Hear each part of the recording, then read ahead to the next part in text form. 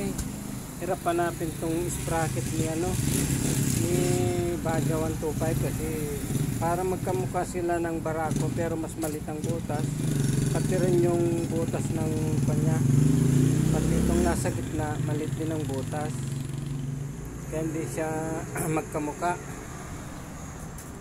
Gayon din dito sa harap, sa sprocket niya sa harap. Ganyan. May butas siya, parang malalim. Kaya itong lock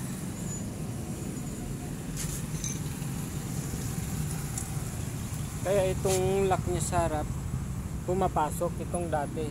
Ito yung stock niya, yung original. Kaya itong wave naman halos parehas lang sila. Yung pang wave na sprocket halos parehas lang sila, kaya lang yung lock niya sa gitna, yung lock mas malalim, kaya hindi napapasok. O kapag pumasok itong lock, hindi na siya maiikot kasi yung lock niya nakasarado na. Makapal, hindi gaya nito na malalim.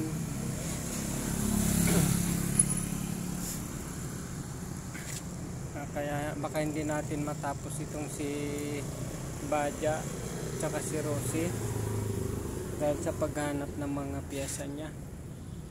Tapos na siyang matune up yun, tapos na rin siyang kaya change oil na lang, papalitan ng langis, papanda rin. Kaya maghintay lang tayo kung darating yung piyesa niya kasi naghanap pa yung kasama ko.